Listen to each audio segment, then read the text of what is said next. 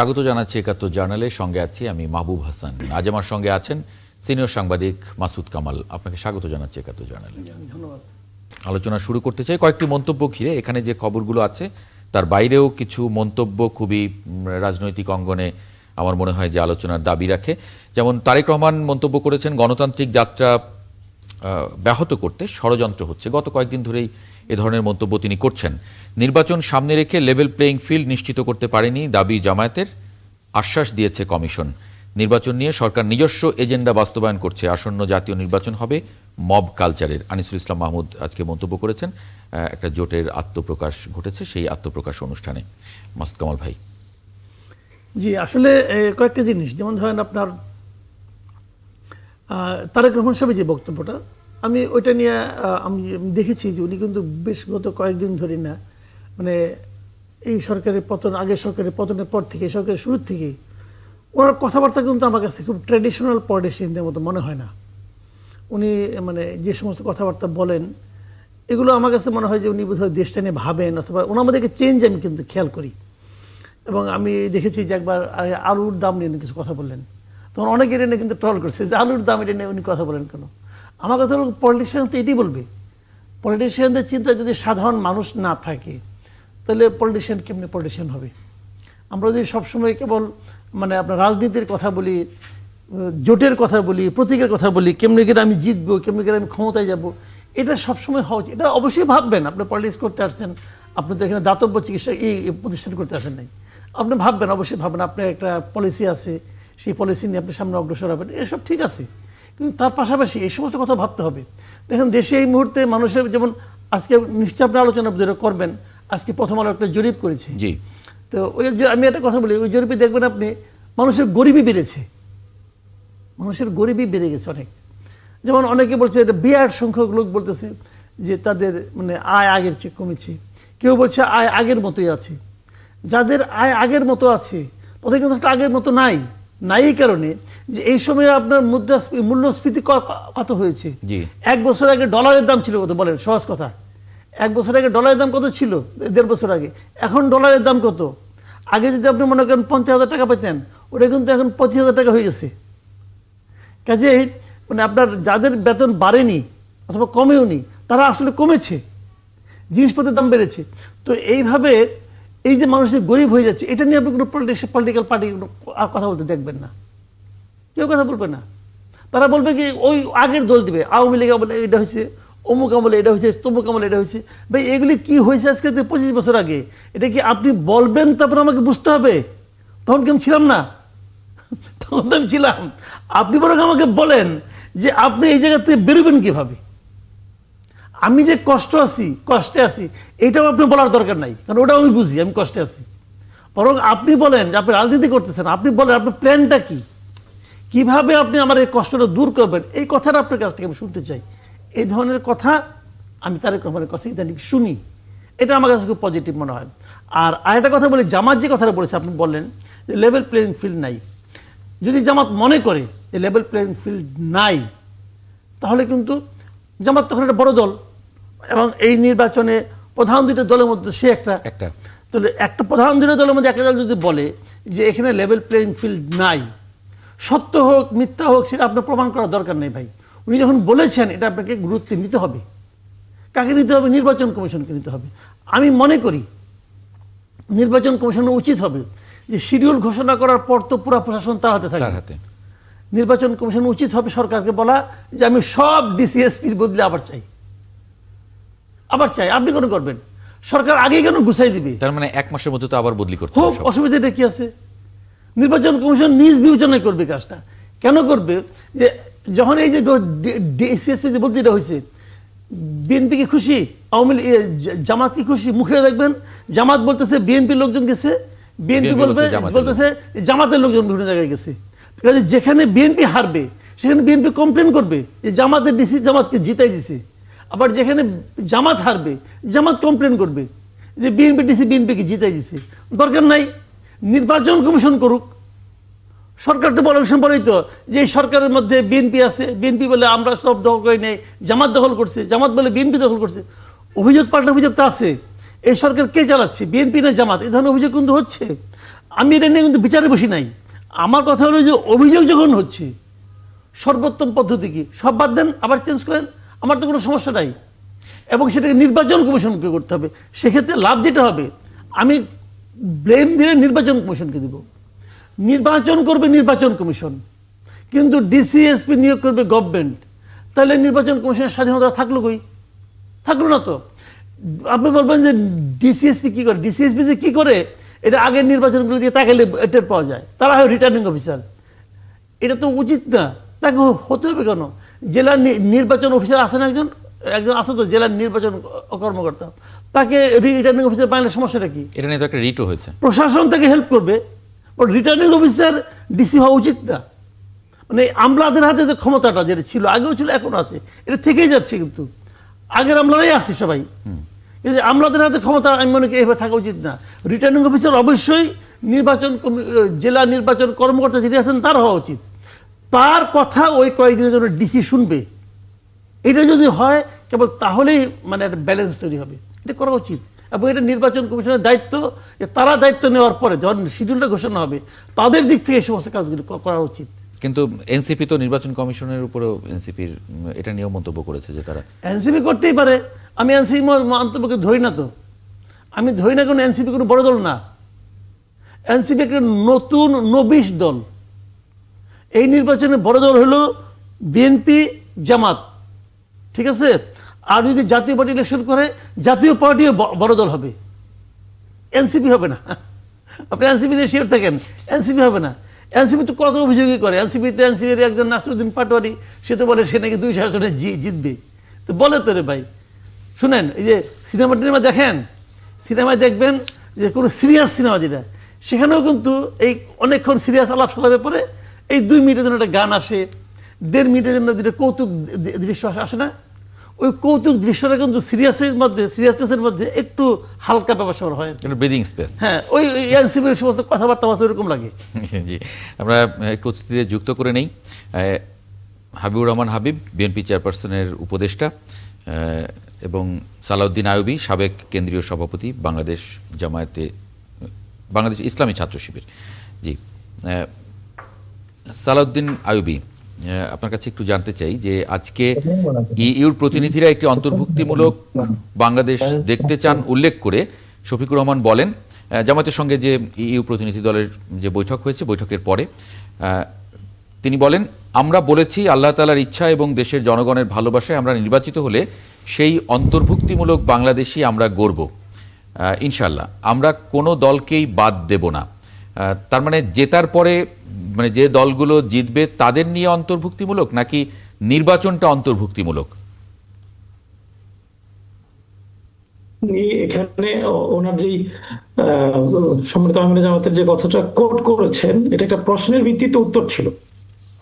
সেই প্রশ্নটা কি ছিল, প্রশ্নটা আগে একটু জানলে তারপরে আপনার কাছে উত্তরটা আরো বেশি ক্লিয়ার হবে। এখানে জামাত এখানে যে 8টি দল নিয়ে আন্দোলন করছেন চলমান, আপনারা জানেন যে 8 দলীয় এক ধরনের সমঝোতার ভিত্তিতে কয়েকটা ইস্যুতে আন্দোলন করছে বাংলাদেশ জামাত ইসলামী সহ, ইসলামী আন্দোলন সহ। তারা এই 8 দলীয় জোটের বোঝাপড়া কিভাবে হবে, নির্বাচন কিভাবে হবে, আল্লাহ যদি কবুল করে বিজয়ী হয়, এই 8 দলীয় জোট সংখ্যাগরিষ্ঠতা লাভ করে, সেক্ষেত্রে কিভাবে সরকার গঠন করবে, এই কথা প্রেক্ষিতে এই উত্তরটি তিনি দিয়েছেন যে অন্তর্ভুক্তিমূলক সবাইকে নিয়ে একটা রাজনৈতিক জোট এখন যেভাবে হয়েছে, সে সরকারের ক্ষেত্রেও সেরকম একটি সমঝোতার ভিত্তিতে একটি সরকার গঠন করা হবে। জি, মানে তার মানে অন্তর্ভুক্তিমূলক নির্বাচন নয়, অন্তর্ভুক্তিমূলক বাংলাদেশ দেখতে চান, মানে বাংলাদেশ। নিঃসন্দেহে ওনার এই কথার মধ্যে নির্বাচনও একটা অংশ।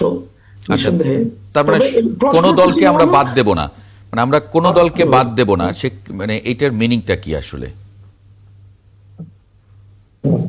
আমি তো বললাম এটা প্রশ্নটা ছিল ওরকম যে ওই সরকার গঠনে যে 8 দল আছে জেতার পরে কি হবে, জি হ্যাঁ কি হবে, তখন তিনি উত্তর দিয়েছেন। সেখানে হাবিবুর রহমান আরেকটু করতে চাই, দেখেন আসবো আপনার কাছে একটু, আমি একটু হাবিবুর রহমান হাবিবের একটু মন্তব্য নেব।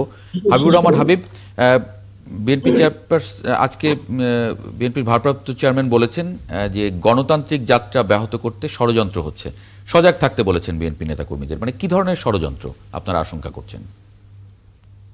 আপনাকে ধন্যবাদ। ৭১ টেলিভিশন সম্মত দর্শক শ্রোতাদের সশ্রদ্ধ সালাম, বিজ্ঞ দীর্ঘ শুভেচ্ছা। না, নির্বাচন নিয়ে নির্বাচন কমিশন তারা পরিষ্কার বক্তব্য দিচ্ছেন যে তারা তফসিল ঘোষণা করবেন হয়তো এই মাসের 10-11 তারিখের দিকে বা 12 তারিখের দিকে। তারপরেও দু একটি দল তো তারা নির্বাচন তো হোক এটা তো চায় না। এখনো তাদের দাবি দেওয়া মাঠে আছে, নির্বাচনের মাঠে তারা আছে, সেই দাবি দেওয়া তাদের এখনো আছে। এখনো কি দাবি দেওয়ার থেকে সবাইকে সরে এসেছে? 8 দল যেটা, তারা কি এখন কি বলছে যে নির্বাচনের আগে গণভোট আর দরকার নাই? তারা কি বলছে? বলতেছে না। তারা এখনো তো বলেই যাচ্ছে তার আগে সমস্ত সংস্কার হতে হবে, সমস্ত বিচার কাজের সমাধান হতে হবে, তারপরে তো নির্বাচন। এই সমস্ত গুলির কারণেই আমাদের ভারত চেয়ারম্যান মহোদয় ওইটা আশঙ্কা করেছেন যে ষড়যন্ত্র হচ্ছে। আসলে তো হচ্ছে। একটা দল, একটা জোট তারা নির্বাচন চায় না। নির্বাচন হলে তারা যত ভাবনাই ভাবুক না কেন, সুষ্ঠু নির্বাচন হলে তাদের রাষ্ট্রীয় ক্ষমতা দেওয়ার সমান খুবই কম। এখন তারা রাষ্ট্রীয় ক্ষমতা পুরোপুরি উপভোগ করতেছে, পুরোপুরি। তারা সব জায়গাতে তারা বিরাজমান। আমরা বিশ্ববিদ্যালয়ের সবচেয়ে ভালো জায়গা বিশ্ববিদ্যালয়ের বাইরে যেগুলো দেখেন, ঢাকা বলেন, চিটাগাং বলেন, রাজশাহী বলেন, কুমিল্লা বলেন, অনেক জায়গাতেই তাদের বিশ্ববিদ্যালয় দখলে। মানে আপনি কি জামাত ইসলামীকে ইঙ্গিত করছেন? হ্যাঁ, তারাই। আর আওয়ামী লীগের এখন নেই, জাতীয় পার্টি ফরমের নেই। এখন আমার মাসুদ কামাল ভাই ঘুরে ফিরে বলেন বিএনপি দখল করতে, জামাত দখল করতে। লোক তো নাই, কে দিবে? আসবে কোথা থেকে? কাউকে না কাউকে দিতে হবে তো, দিবেন কোথা থেকে? এখন যারা আছে প্রশাসনের ভিতরে যারা ছিল সবই তো আওয়ামী লীগ ছিল। এখন তো সব প্রকাশ হচ্ছে যে এইটা জামাত, এইটা বিএনপি, দু একটা তো প্রমাণ, জামাতের তো প্রমাণ ছিল না। এখন সবই জামাত। ঢাকা বিশ্ববিদ্যালয়ে যেমন ছাত্র শিবির বলে কিছু ছিল না, কোন বিশ্ববিদ্যালয়ে ছাত্র শিবির বলে ছিল না। 5 তারিখের পরে সব ছাত্র শিবির। প্রশাসনের মধ্যে তাই প্রশাসনে এত লোক যদি থাকতো, তা আওয়ামী লীগকে তাদের চাকরিতে রাখতো? আজকে জয়েন্ট ছেলে বলেন, আজকে পুলিশ প্রধান বলেন, নানান ভাবে নানান ধরনের ব্যাপারে কথা আসতেছে। এইগুলি যদি আওয়ামী লীগের মধ্যে হতো, সবাই জানতো যে এটা আমার, তারা রাখতো, তাদের দিত না। তারা সেখানে লুকিয়েছিল, কনফারেন্স তারা ছিল। এই জন্য নির্বাচনটা বানচাল করার জন্য একটা গোষ্ঠী তৎপর আছে, সেই জন্য তার ভ্রমণটা সবার থাকার জন্য।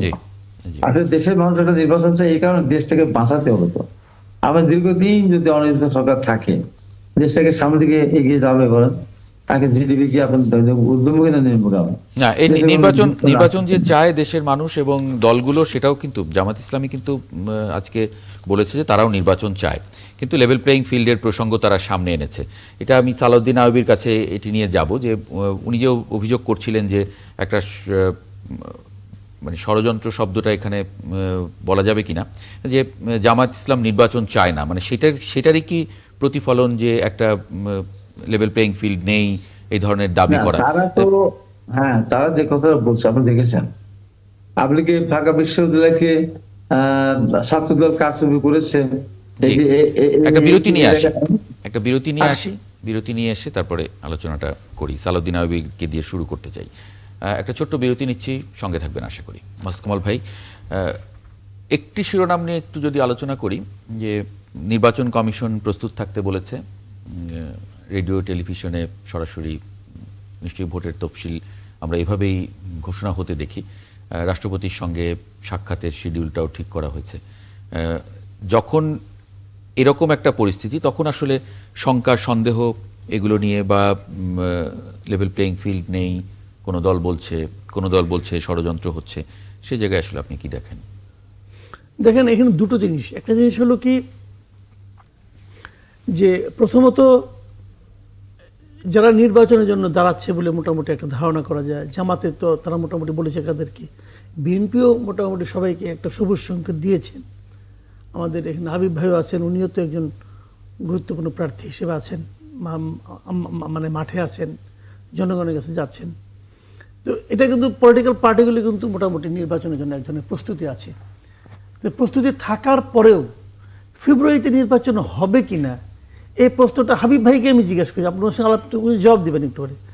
ওনাকে কত লোকে প্রতিদিন জিজ্ঞাসা করে, ওনাকে কিন্তু এই প্রশ্ন শুনতে হয়, ভাই ফেব্রুয়ারিতে নির্বাচন হবে?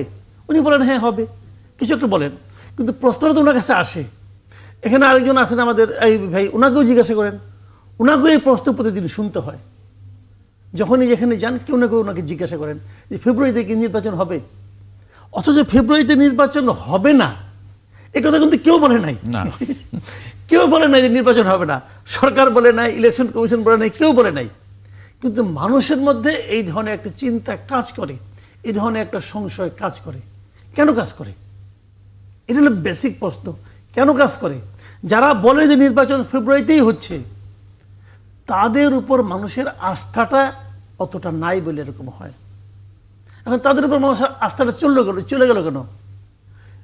এই যে দুইটা পলিটিক্যাল পার্টি, মানে জামাত এবং বিএনপি, তারা কি পাবলিককে বলছে যে তোমরা ডক্টর ইউনূসের প্রতি আস্থা রাখো না? বলছে? কেউ বলে নাই। কিন্তু ডক্টর ইউনূসের মতো এত ভাগ্যবান সরকার প্রধান এই দেশে এর আগে কখনো আসে নাই। কেন আসে নাই? উনি এমন একটা সরকারের প্রধান হয়েছেন যে সরকারকে দেশের মাঠে থাকা সকল রাজনৈতিক দল নিঃশর্তভাবে সমর্থন দিয়ে গেছে গত 1.5 বছর ধরে। একদিনের জন্য জামাত কিন্তু সরকারকে বিরুদ্ধে বলে নাই যে এই সরকারকে চাই না, একদিনের জন্য বিএনপিও বলে নাই যে এই সরকারকে চাই না। তো এত সমর্থন পাওয়ার পরেও সেই সরকারের কথাবার্তার উপর মানুষের আস্থা নাই। কেন নাই? এটা তো একটা বিরাট প্রশ্ন। কিন্তু এই প্রশ্নের জবাব কারো কাছে নাই। এই প্রশ্নের জবাব খুঁজতে হলে ডক্টর ইউনূস সাহেবকে খুঁজতে হবে যে উনি কি এমন করলেন, কি এমন বলেন, উনি অথবা ওনার সহকর্মীরা কি এমন কথা বলেন যে কথার কারণে মানুষ ওনাদেরকে বিশ্বাস করে না। এটা কিন্তু একটা সরকারের জন্য বড় পরাজয় আমি মনে করি। না, নির্বাচন নিয়ে তো সরকার কখনো মানে অন্য কোনো ভিন্ন মত কিছু বলে নাই। আমি তো এটাই বললাম যে যখন সে মানে 5ই আগস্ট ভাষণ বলছে যে ফেব্রুয়ারি দ্বিতীয় সপ্তাহে নির্বাচন হবে, এরপর থেকে সরকার যা যা কাজ করছে প্রত্যেকটা কাজ কিন্তু নির্বাচন হবে এইটার জন্যই হয়েছে। বললাম তো আপনি সরকারের কোনো একটা পদক্ষেপ থেকে বলতে পারবেন না যে সরকারের দিকে মনে হয় সরকার নির্বাচন চায় না, কেউ বলতে পারবে না। কিন্তু তারপরে এটা হচ্ছে কেন? মানুষের মানে প্রশ্ন জাগছে কেন? একটু জিজ্ঞাসা করেন দেখি ওনারা বলুক। জি, সালাউদ্দিন আইয়ুবী, মানে কেন এই প্রশ্ন মানুষ কেন আপনাদেরকে করে, সাধারণ মানুষ? আচ্ছা, আমি এই প্রশ্নের উত্তর আসার আগে একটা প্রশ্ন করছিলেন, সেই জায়গায় একটু কথা বলে নিই।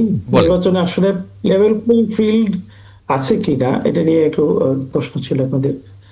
সম্মানিত আমির জামাত ডক্টর শফিকুর রহমান আজকে ইউনিয়নের সাথে সাক্ষাতের সময় বলেছেন লেভেল প্লেইং ফিল্ড নেই, এবং একই সাথে আমাদের সম্মানিত সেক্রেটারি জেনারেল মিয়া গোলাম পরোয়ার তিনিও বলেছেন নির্বাচন কমিশন থেকে বেরিয়ে। আজকে যে জনমত জরিপ হয়েছে, এই জরিপে আপনারা দেখেছেন সেখানেও কিন্তু এই একই প্রতিফলন হয়েছে জরিপে। আইন শৃঙ্খলা পরিস্থিতি নিয়ন্ত্রণে সরকার কতটুকু সফল এ ব্যাপারে যে প্রশ্ন করা হয়েছে, এই প্রশ্নে 60.2% ব্যক্তি বলেছেন যে আসলে এই সরকার আইন শৃঙ্খলা পরিস্থিতি নিয়ন্ত্রণে ব্যর্থ। 75% মানুষ মনে করে দুর্নীতি দমনে ব্যর্থ। গত নির্বাচনগুলোতে আমি দেখেছি, আমি নির্বাচনে 3টা নির্বাচনের টানা পর্যবেক্ষক ছিলাম। 3 নির্বাচনের পর্যবেক্ষণে স্পষ্ট একবারে আমার সামনে রেকর্ড সহ আমরা যখন পর্যবেক্ষকের দাখিল করেছি তখন দেখিয়েছি কিছু কিছু পুলিশ কর্মকর্তা, স্থানীয় কর্মকর্তা আর্থিক লেনদেনের মাধ্যমে অর্থাৎ দুর্নীতির মাধ্যমে এই নির্বাচনগুলোকে ম্যানিপুলেট করেছে। অর্থাৎ দুর্নীতি দমনে এই সরকার ব্যর্থতার মধ্য দিয়ে এটা প্রমাণিত হয় যে আগামী নির্বাচনে দুর্নীতির সুযোগটা রয়েছে। আইন শৃঙ্খলা পরিস্থিতির ব্যর্থতা দিয়েই এটা প্রমাণিত হয় যে আসলে লেভেল প্লেইং ফিল্ডের যে কাজগুলো বেসিকলি করার কথা ছিল এখানে সরকার অনেকটাই ব্যর্থ। মানে এখন কি করবেন? আর 2 মাস পরে নির্বাচন, এখন কি আর কোনো উপায় আছে? আমি বলছি অস্ত্র উদ্ধারের আসলে সেরকম কোনো তোড়জোড়ি দেখা যাচ্ছে না। প্রবাসীদেরকে ভোটার করা হচ্ছে খুবই স্লোতগতি, খুবই জটিল একটা পদ্ধতি এখানে করা হয়েছে। এই কি করা হবে, কি করণীয় হবে এ নিয়ে আজকে বাংলাদেশ জামাত ইসলামের পক্ষ থেকে একটা ডেলিগেট গিয়েছিল নির্বাচন কমিশনে। সেখানে সুনির্দিষ্ট বেশ কয়েকটি বিষয়ে বাংলাদেশ জামাত ইসলামী বলেছে, অর্থাৎ অস্ত্র উদ্ধারের বিষয়ে বিশেষ গুরুত্ব দেওয়া উচিত। সিসি ক্যামেরা বসানোর ব্যাপারে সরকারের পক্ষ থেকে বিশেষ উদ্যোগ নেওয়া, বিশেষ করে নির্বাচন কমিশন এটার কাজটা মানে খুব শীঘ্রই শুরু করা উচিত। কোন বিশেষ দলের সিদ্ধান্ত পরিবর্তন করা উচিত। এই কারণেই কি মানুষ এরকম প্রশ্ন করে? মানে এই কারণেই কি মানুষ প্রশ্ন করে? প্রশ্নের উত্তরে আরেকটা বিষয় আসছি, এগুলো আছে, আরেকটা প্রসঙ্গ আছে, এটা শেষ করি আমি। এখানে সমান সুযোগ সকল জনের জন্য প্রচার প্রচারণায় এখন নেই। প্রশ্ন কেন করে এখানে কয়েকটা বিষয় কাজ করে। এক নম্বর হলো কি কারণ, কি ধরনের সুযোগ নেই, কি ধরনের সুযোগ নেই? সব দলের জন্য সমান সুযোগ মানে মানে আপনাদের জন্য কি সুযোগ আছে, অন্যদের জন্য সুযোগ নেই এরকম, মানে কাদের জন্য সুযোগ নেই? আচ্ছা ঠিক আছে, আপনি একটা উত্তরের মধ্যে আরেকটা ঢুকে গেলে আমাকে শেষ না করতে। মানে আপনি বলছিলেন যে সব দলের জন্য সমান সুযোগ নেই, সেই সব দল বলতে কারা? সব দলের জন্য সব জায়গায় সব সমান সুযোগ নেই। কোথাও কোথাও দেখবেন যে আইন শৃঙ্খলা বাহিনী কোন বিশেষ দলকে বিশেষ সুবিধা দিচ্ছে, আবার অন্য কোথাও অন্য দলকে বিশেষ সুবিধা দিচ্ছে। এখনকার তাহলে তো সমান সমান হয়ে গেল, মানে তাহলে সমান হলো না। হ্যাঁ, এক জায়গায় আপনি সুযোগ পাচ্ছেন, এক জায়গায় হাবিব ভাইরা সুযোগ পাচ্ছে, সমান সমান। আমি বাংলাদেশ জামাত ইসলামের পক্ষ থেকে গাজীপুর 4 কাপাসিয়া আসনের এমপি প্রার্থী। আচ্ছা, আমি এখন এখানে লড়াই করছি। এখানে আমার এখানে হয়তো বা সব দল সমান সুযোগ পাচ্ছে, কিন্তু অন্য একটা আসনে যে দেখেন পার্শ্ববর্তী আসনে জামাতকে বেশি সুবিধা দেওয়া হচ্ছে, এরপরের আসনে গিয়ে যাচ্ছে যে বিএনপিকে বেশি সুবিধা দেওয়া হচ্ছে। এটার অনেকগুলো কারণ আছে। হ্যাঁ মানে এত দায়িত্ব রয়েছে এই ধরনের অভিযোগ আসলে ইয়া করা যাবে এরকমটা কি, এরকমটা তো কখনো হয়নি। বেশ কয়েক জায়গায় অভিযোগ আছে যে আমাদের হাবিব ভাই এখানে কয়েকদিন আগে। তাহলে আমি একটু প্রশ্নটা হাবিবুর রহমান হাবিবের কাছ থেকে আসি। হামলার ঘটনা ঘটছে কোথাও কোথাও নারীদেরকে নানা হাবিবুর রহমান হাবিব, মানে এই যে সংশয় শঙ্কা মানে প্রশ্ন করে মানুষ, আপনাকে কি আসলে প্রশ্ন করে যে নির্বাচন হবে কিনা? কারণ সরকার তো বলছে নির্বাচন কমিশন রেডি হচ্ছে, আপনারা রেডি হচ্ছেন, চারিদিকে আমরা দেখছি যে নির্বাচনী আমেজের মধ্যে ঢুকে গেছে দেশ। সেই জায়গায় এই প্রশ্নগুলো মানে করছে কেন মানুষ? হাবিবুর রহমান হাবিব।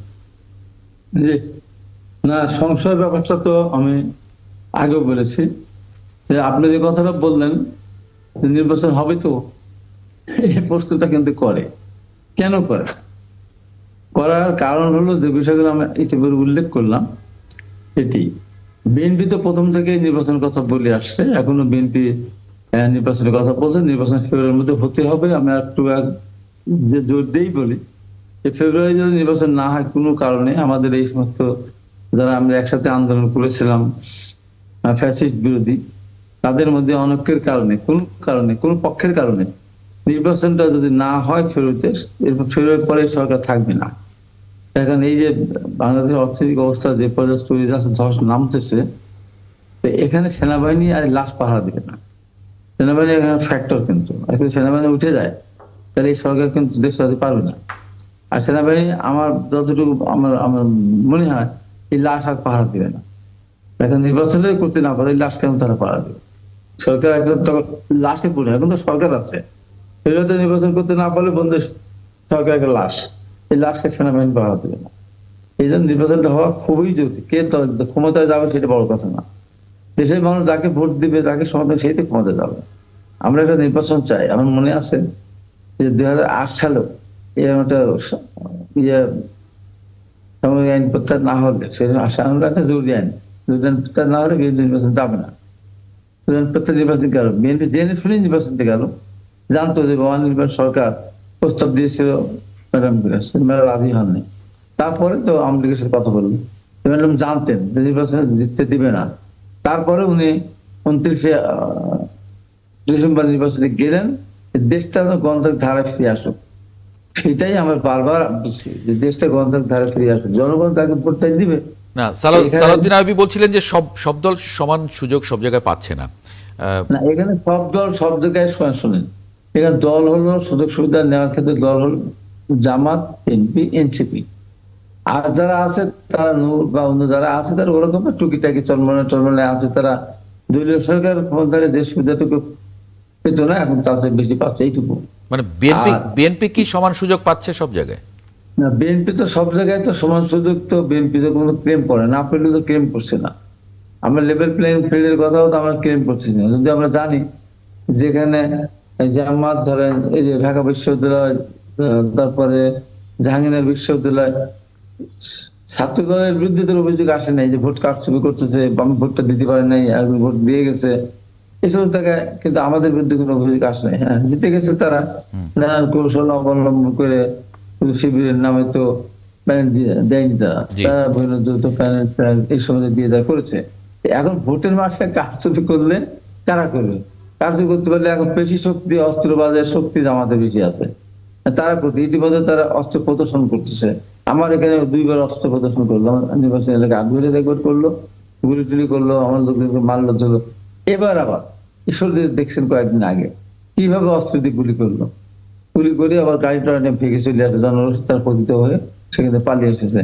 এবং তারা বিকেলবেলা রাত্রিবেলা অস্ত্র নিয়ে একদম অপকাশে আরামসে নিয়ে তরবারি নিয়ে বড় বড় সুরা নিয়ে তারা সারা সুতরাং মহড়া দিল। যে এটা খুব আলোচিত ছিল, আলোচিত ছিল যে এটা কোন দলের, এটা তারা যেখানেই তাদের একটু শক্তি আছে, হ্যাঁ, দলের পরিচয় নিয়ে পরে এটা খুবই সামাজিক যোগাযোগ মাধ্যমে ভাইরাল ছিল কয়েকদিন।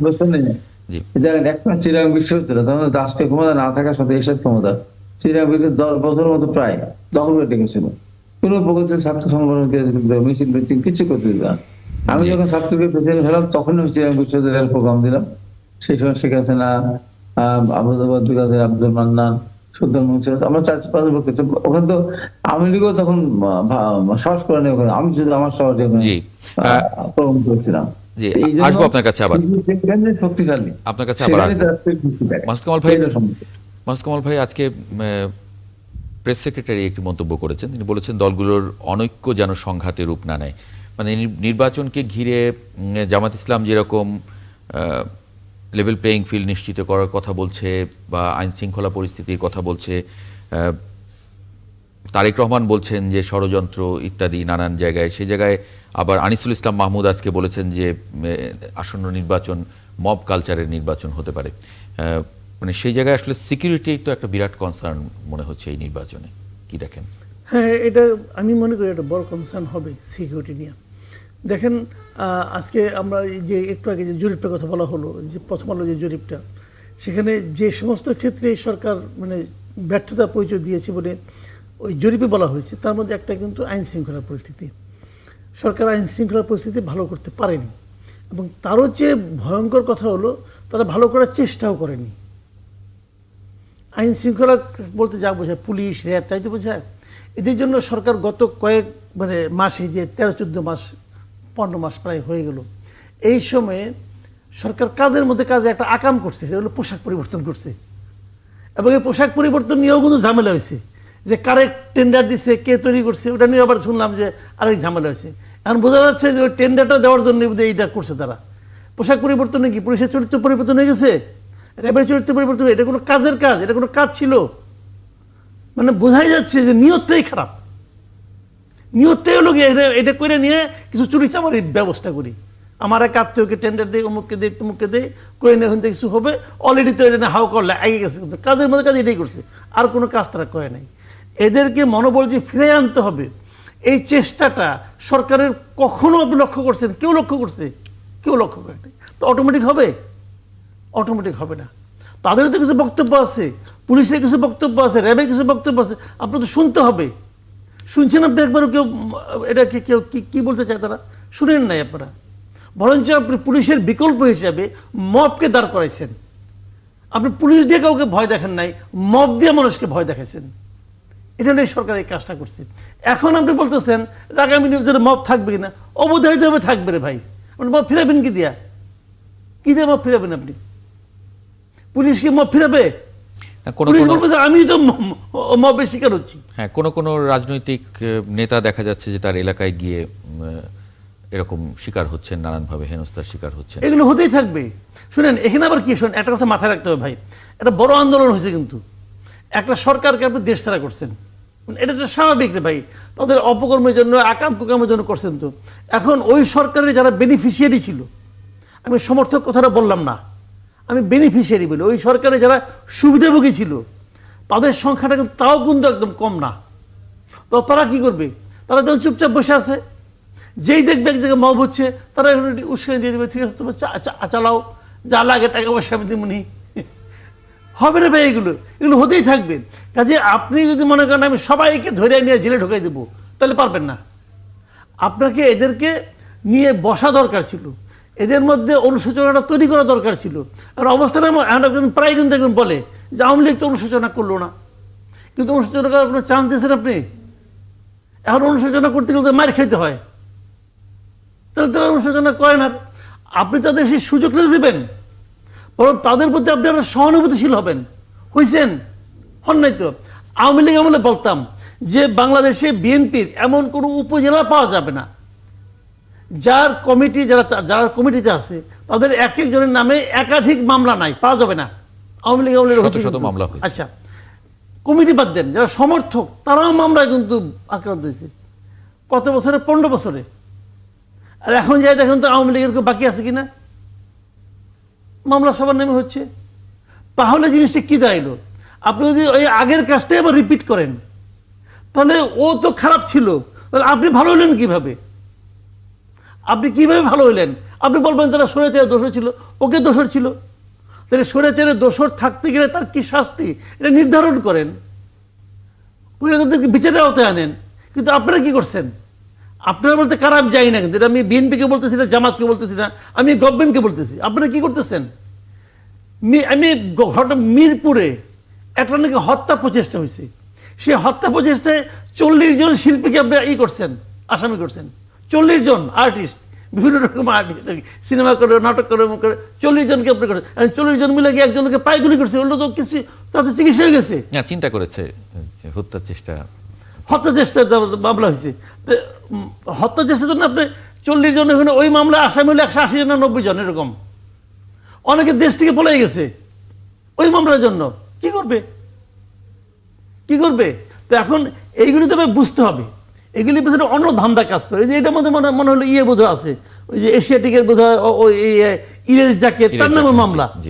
তো ভাই এই লোকটা প্রতিষ্ঠানে তো কয়েক হাজার লোক চাকরি করে, ওদের ব্যাংক অ্যাকাউন্ট আপনি ফ্রিজ করে দিয়েছেন কেন ভাই? তো এইগুলোর জন্য কি? প্রতিহিংসা রাজনীতি এই দেশ থেকে দূর করতে হবে। জাতিকে যদি আপনি ভাগ করে দেন, আওয়ামী লীগ কি করছে? আওয়ামী লীগ জাতিকে ভাগ করে নাই। মুক্তিযুদ্ধের নামে, মুক্তিযুদ্ধের চেতনার নামে জামাতকে কর্নার করতে করতে করতে জামাত তো অফিস খুলতে পারতো না, অফিস খুলতে পারতো না।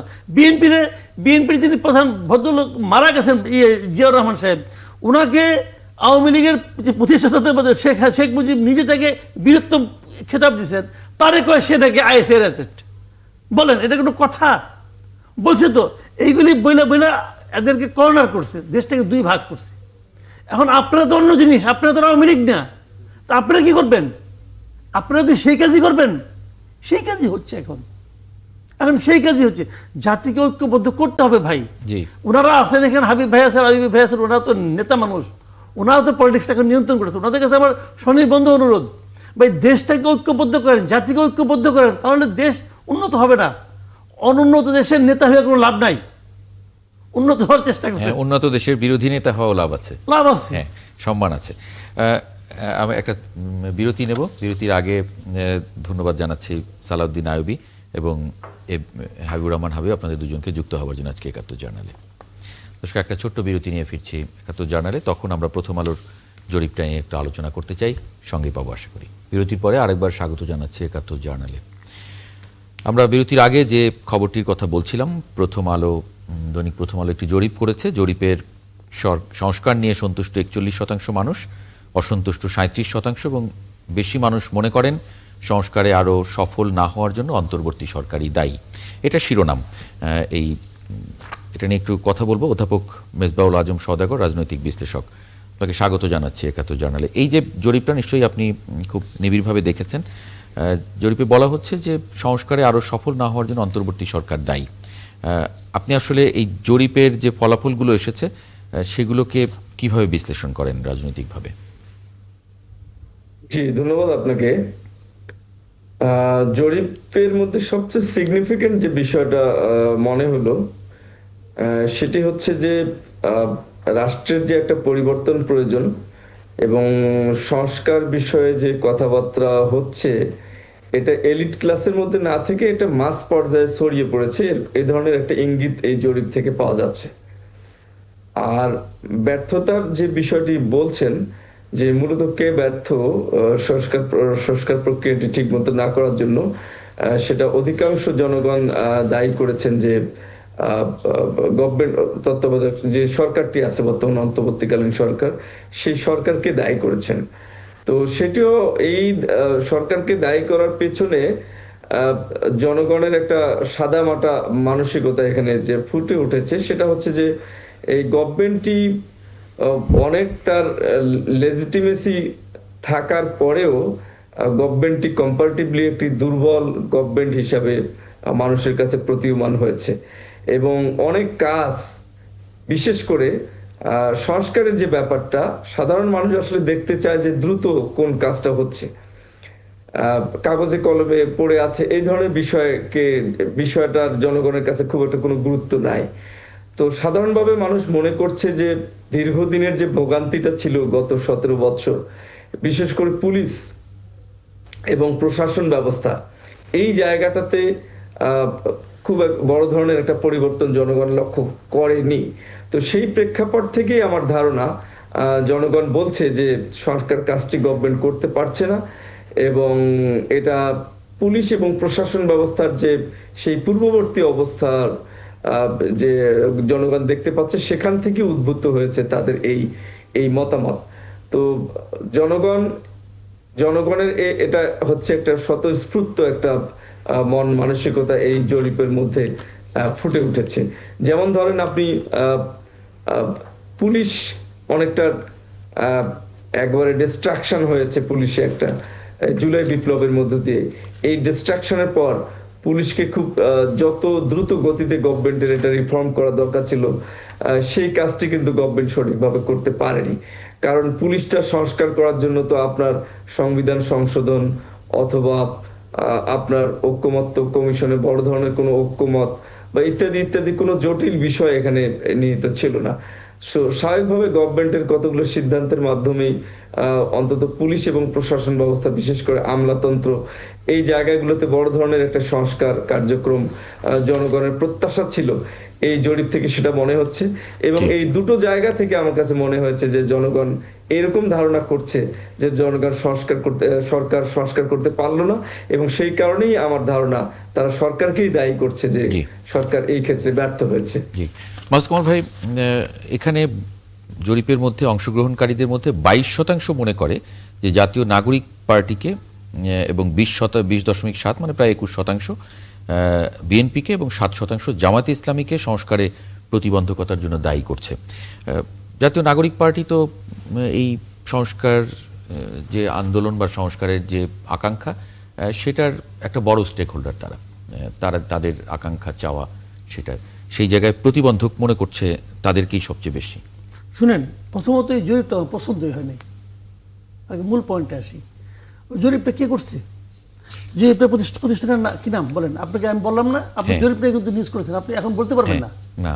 আপনাকে পড়ে বলতে হবে। এটা প্রথম আলোর উদ্যোগে করে। আচ্ছা, কে করছে জরিপটা? জরিপটা করছে কিমেকার্স কনসাল্টিং লিমিটেড। কিমেকার্স কনসাল্টিং লিমিটেড, এটা কে ভাই? নাম জীবনে শুনছেন? শুনেন নাই। এটা হলো কি একটা বললে প্রথম আলো তো আমার অনেক বন্ধু বান্ধব আছে, তারা মন খারাপ করবে, কিন্তু তারা তো বলছে যে এটা এই জরিপের ফলাফলের নির্ভরযোগ্যতার মাত্রা 99%। পুরো পৃথিবীর কোনদিন শুনছেন যে গোয়ালা তার দইকে টক বলে? জীবনে কোনদিন শুনছেন যে গোয়ালা বলছে আমার দইটা টক হবো? তো ওরা বলবে এটা। তো এই যে কিমেকার যে প্রতিষ্ঠানটা, আপনি আমাকে এই কথাটা বলেন ভাই, এই প্রতিষ্ঠানটা কে? তারা সর্বসাকুল্যে 1,500 লোককে রিচ করতে পারে। 1300 সামথিং। আচ্ছা, ফার্স্ট ক্লাস। প্রথম আলো এত বড় একটা প্রতিষ্ঠান, এই জরিপ তো প্রথম আলো নিজেই করতে পারতো। প্রথম আলোর 64টা জেলায় তার প্রতিনিধি আছে, অনেক উপজেলাতেও আছে, এবং এই স্যাম্পল যাদেরকে নিয়েছে তারা অনলাইন অথবা ছাপা পত্রিকা পড়তে পারে। আমি আপনাকে বলি, শুনেন, প্রথম আলোর নিজস্ব 64টা জেলায় তার প্রতিনিধি আছে। তাদের যদি বলা হয়তো তোমরা এই 15 দিন সময় নিয়ে এই প্রশ্নপত্রগুলি নিয়ে তোমরা 500 জনকে প্রত্যেকে রিচ করো, এবং অনেক উপজেলায় যাদের লোক আছে, তবে সেগুলো আমাদের কাছে পাঠাও। যদি 64 জেলার লোক, যদি 64টির প্রতিনিধি যদি 500 লোকের কাছ থেকে বক্তব্য নিয়ে আসতে পারতো, তাহলে 32,000 স্যাম্পল হতো এখানে, 32,000 হইতো। আর এরা করছে কাদেরকে দিয়ে? কিছুই না ভাই, একটা বড় বাজেট এখানে তারা খরচ করছে। প্রথম আলো অনেক ইনকাম, কোনো সমস্যা নাই, এই বাজেটটা খরচ করছে এক জায়গায় করছে। ওরা বলবে আমার টাকা আমি খরচ করছি, তোর কি?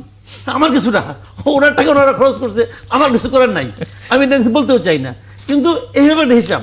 জরিপটা আমি বলি আপনাকে, জরিপটা হলো গিয়া প্রথম আলো সবসময় কিন্তু এই সরকারের সঙ্গে তাদের একটা ভালো সম্পর্ক। প্রথম আলো একটা পাওয়ারফুল পত্রিকা, কিন্তু মাথায় রাখবেন, এই প্রথম আলোর বিরুদ্ধে হাসিনা সরকার জিহাদ ঘোষণা করছিল। একটা প্রধানমন্ত্রী প্রেস কনফারেন্সে বলছে আমি 2টা পত্রিকা পড়ি না। কোন 2টা পত্রিকা? আমার অফিসে 2টা পত্রিকা কেউ দেয় না, এই 2টা পত্রিকা পড়ে না, এই প্রথম আলো এবং ডেইলি স্টার। এদের সংবাদদাতারা প্রাইম মিনিস্টারের প্রেস কনফারেন্সে থাকতে পারতো না।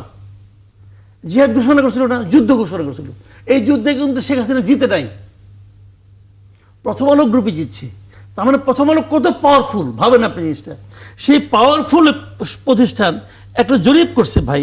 জরিপটা হয়েছে, আমি খালি একটা কথা বলি, সিম্পল, আমি আপনাকে একটা খালি উদাহরণ দিই।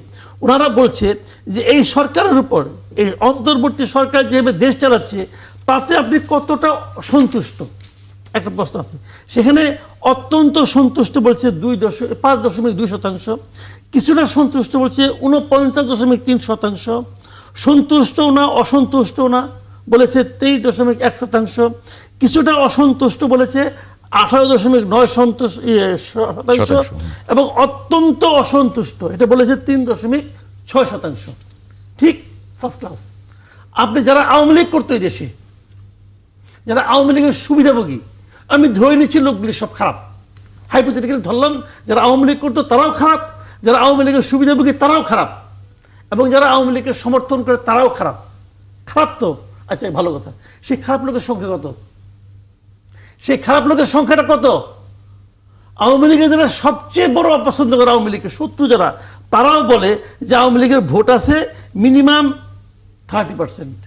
ধরলাম আরো কমে গেছে গত 15 বছরে, এর মধ্যে বাড়ছে শুনছি, যাই হোক ধরেন কমছে বাড়ছে, মিনিমাম 20%। তাহলে আওয়ামী লীগের যে কোনো একজনকে জিজ্ঞাসা করেন তুমি কি সরকারের উপর সন্তুষ্ট, অসন্তুষ্ট নাকি অত্যন্ত অসন্তুষ্ট, সবাই বলবে অত্যন্ত অসন্তুষ্ট। এই সরকারের উপর আওয়ামী লীগের সন্তুষ্ট হওয়ার কোনো কারণ নাই, কারণ তাদেরকে ভাই ক্ষমতা এত আরামে আসিল, টাকা পয়সা লুটপাট করতো, ক্ষমতা প্রয়োগ করতো, ওইখান থেকে সরে গেছে এই সরকারের কারণে। তাহলে তারা এদের উপর সন্তুষ্ট হবে? হবে না। অত্যন্ত অসন্তুষ্ট কত? 3.6%। কেমনি হলো ভাই? 33% হওয়ার কথা, মানে কেবল 3.6% লোক আওয়ামী লীগের। তার মানে এই জরিপটার মধ্যে হয় তারা আওয়ামী লীগের লোককে বাদ দিছে, অথবা তারা সরকারকে বোঝাতে চাইছে আপনারা খুব জনপ্রিয় না। কিন্তু এরকম একটা সময় আওয়ামী লীগের লোকজন তো ভোটেই আসবে না, মানে এই ধরনের জরিপেই আসবে না। সে তো বলবে না, যে না ভাই আমাকে এগুলো জিজ্ঞেস করে। কিভাবে বলে যে এটা আপনার গ্রহণযোগ্যতা অত %? ওই লোকগুলো এই দেশের নাগরিক না, ওরা এই দেশের ভোটার না? ভোটার তো ভাই। আপনি তাদের কাছে, আপনি যখন কারোর কাছে যাবেন প্রশ্ন নিয়ে, তখন কি তার দলীয় পরিচয় দেখে যাবেন না? তাহলে হলো না কিছু। এত বড় প্রতিষ্ঠান প্রথম আলোর কাছ থেকে আমি এরকম একটা মানে আপনার মানে জোরাতালি মার্কার জরিপ আমি আশা করি নাই। এই জরিপ ভাই আমার কাছে মনে হচ্ছে জোরাতালি মার্কার জরিপ, এবং ওনারা কিন্তু ব্যাপক প্রচার করতেছেন, ব্যাপক প্রচার করতেছেন। ওনাদের প্রথম আলোতে আপনি অনলাইনে যান, যে ক্লিক করে দেখবেন এনে তাদের 7-8টা নিউজ আছে। আবার যারা মন্তব্য করছে তারা আবার তাদেরই লোক, তাদেরই লোক আবার বিশ্লেষণ করতেছে। বিশ্লেষণ আমাদের করাক না, ওটা তারা ধারণ করতে পারবে। আমি করে যে বিশ্লেষণ, আপনি বিশ্লেষণ করেই দিলেন, এটা ধারণ করতে পারবে? কই লাভ নাই রে ভাই। জি, একটা মন্তব্য নেই অধ্যাপক সওদাগর, একটা মন্তব্য নেব আপনার। মাসুদ কামাল ভাই যেভাবে ব্যাখ্যা করলেন। জি, আসলে এই ধরনের এটা একটা কোয়ান্টিটেটিভ একটা সার্ভে করা হয়েছে। তো সার্ভের যে মেথোডোলজি, মূলত আমার সহ আলোচক ওই বিষয়টা নিয়ে কথা বললেন। আসলে যে কোনো সার্ভের আপনার মেথোডোলজি নিয়ে, যে কোনো সার্ভের মেথোডোলজি নিয়ে এভাবে সমালোচনা করা যেতে পারে, কথা বলা যেতে পারে, এটি ভ্যালিড। এবং এটিকে প্রমাণ করার জন্য তাদের যে সংস্থাটি জরিপ করেছে তাদের ব্যাখ্যা বিশ্লেষণ প্রয়োজন রয়েছে। এবং তাদের ব্যাখ্যা বিশ্লেষণ ছাড়া আপনি যে যেমন তারা বলেছে যে আমরা একটা র্যান্ডম স্যাম্পলিং এর মাধ্যমে এই সার্ভেটা করেছি। এখন আমি বলতে পারি যে না, এটা র্যান্ডম স্যাম্পলিং এর মাধ্যমে করা হয়নি। এইভাবে প্রশ্ন তোলা যাবে, কিন্তু এটাকে উত্তর দেওয়ার জন্য একমাত্র লাগবে হচ্ছে যারা জরিপটা পরিচালনা করেছে তাদেরকে এটাকে ডিফেন্ড করতে হবে। এই জন্য এই ধরনের সার্ভে যখন করা হয়, সার্ভে করার পরে কিন্তু একটা পাবলিক সেমিনার দিতে হয়, ওপেন সেমিনার। সে ওপেন সেমিনারে অনেক গবেষক, এই যে স্যাম্পল সাইজ সেখানে তাকে 5টা নগরে ওপেন কোশ্চেন করে ওপেন ডিসকাশন হয়। ডিসকাশন হওয়ার পরে তারপরে কিন্তু এই জিনিসটাকে পাবলিক করা হয়, এবং সেখানে ত্রুটি বিচ্যুতিগুলো কিন্তু ধরা হয়। সার্ভের আগে করা হয়, মাঝখানে করা হয়, সার্ভেটা শেষ করার পরে করা হয়, এইভাবে জিনিসটাকে পারফেকশন নিয়ে আসা হয়। জি। তো আমরা এটা জানি না যে সংস্থাটি এই কাজটা করেছে তারা এটা করেছে কিনা, এটা আমরা এখনো জানি না। তবে আমার সমালোচকের এই প্রশ্নগুলোর উত্তর দেওয়ার জন্য অবশ্যই ওই সংস্থার কাছে এই প্রশ্নটি করতে হবে। জি, তার মানে তাহলে প্রশ্নগুলো আমরা ভ্যালিড, এটার প্রশ্নগুলো authenticity ভ্যালিড। সম্পর্কে আমরা clear হতে পারবো। মাসুদ কামাল ভাই যে প্রশ্নগুলো তুলেছেন এগুলো ভ্যালিড। জি, অনেক অনেক অনেক ধন্যবাদ। আমি তো বললাম যে কোনো সার্ভের মেথোডোলজি নিয়ে এটা কোশ্চেন করা যেতে পারে, এবং ওপেন সেমিনার যদি না হয় তাহলে সেই কোশ্চেনটা আরো বেশি শক্তিশালী হয়। জি জি, অনেক ধন্যবাদ অধ্যাপক মেজবাউল আজম সওদাগর যুক্ত হবার জন্য ৭১ জার্নালে। দর্শক, এ পর্যায়ে একটা ছোট্ট বিরতি নেব। বিরতির পরে একটি খুবই হৃদয় বিদারক ঘটনা এবং সঙ্গে আইন শৃঙ্খলা পরিস্থিতি নিয়ে একটু আলোচনা করব। মোহাম্মদপুরে মা মেয়ের মরদেহ উদ্ধার করা হয়েছে এবং কাজের মেয়ে সে তাদের হত্যা করেছে বলে প্রাথমিকভাবে পুলিশ ধারণা করছে। এটা নিয়ে একটু কথা বলবো, সঙ্গে থাকবেন আশা করি। বিরতির পরে আরেকবার স্বাগত জানাচ্ছি ৭১ জার্নালে। বিরতির আগে যে খবরটি নিয়ে বলছিলাম, খবরটি সবগুলো সংবাদ মাধ্যমে এই খবরটি খুব গুরুত্ব দিয়ে প্রকাশ পেয়েছে। বিশেষ করে আইন শৃঙ্খলা পরিস্থিতি নিয়ে একটা আলোচনা করতে চাই এই মুহূর্তে। মোহাম্মদ সাইমুম রেজা তালুকদার, প্রসিকিউটর, আন্তর্জাতিক অপরাধ ট্রাইব্যুনাল, তাকে একটু যুক্ত করে নেব। আইনজীবী, আপনাকে স্বাগত জানাচ্ছি ৭১ জার্নালে। মাসুদ কামাল ভাই, আপনার একটু মন্তব্য দিয়ে শুরু করি। এটা এর আগেও আমরা দেখেছি, কিন্তু এটা একেবারেই গৃহকর্মী সকালবেলায় হত্যা করে বের হয়ে চলে গেছে, এরকম সিসিটিভিতে দেখা গেছে। পুলিশ ধারণা করছে সেই হত্যা করেছে, প্রাথমিক ধারণা।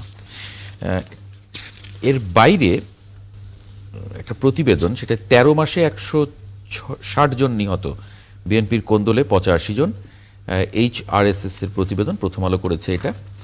সঙ্গে উল্লেখযোগ্য সহিংসতার কথা বলেছে। প্রতিবেদনে বলা হয়েছে ২০২১ সালে ৪৬০টি ঘটনায় ৮২ জন, ২২ সালে ৯২ জন, ২৩ সালে ৯৬ জন, আর গত ১৩ মাসে রাজনৈতিক সহিংসতায় নিহতের সংখ্যা ১৬০ জন। সেটা যে কোনো আঙ্গিকেই যদি আমি ৯৬কেও ২ ভাগ করি, তাও প্রায় দ্বিগুণ এই বছরটায়। আইন শৃঙ্খলা পরিস্থিতি, যেটা নিয়ে আমরা এরই মধ্যে একটা আশঙ্কা আলোচনা করেছিলাম। জি, আসলে আইন শৃঙ্খলা পরিস্থিতি তো অবনতি হয়েছে, তাই না? আমাদের একটা জিনিস কি জানেন, মানুষের মধ্যে সাধারণত একটা ধারণা ছিল যে আইন আগে যেমন ছিল আর কি, আইন শৃঙ্খলা নিয়ে কোনো ঝামেলা হলে পুলিশ যে সবসময় সে সমাধান করতে পারতো, পুলিশের মধ্যেও যে ঝামেলা ছিল না, অথবা পুলিশের কাছে অভিযোগ নিয়ে গেলে যে আবার নিজের ঝামেলায় পড়তে হতো, এই ধরনের ভীতিও কিন্তু সাধারণ মানুষের মধ্যে কিন্তু ছিল দীর্ঘদিন ধরে। পুলিশের কিন্তু মানুষ অত ভরসা করে না, এটা কিন্তু ঠিক। আপনি একটা কথা ভাবেন তো, আপনি এত বছর বয়স হয়েছে, পুলিশের কাছে জীবনে কতবার গেছেন?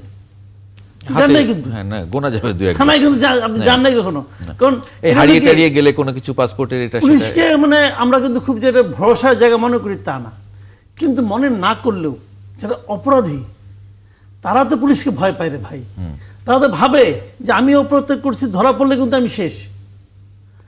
এখন যদি সে বুঝে যে ধরা পড়লে আমি শেষ না, তাহলে তারা অপরাধটা করার একটা সাহস পায়।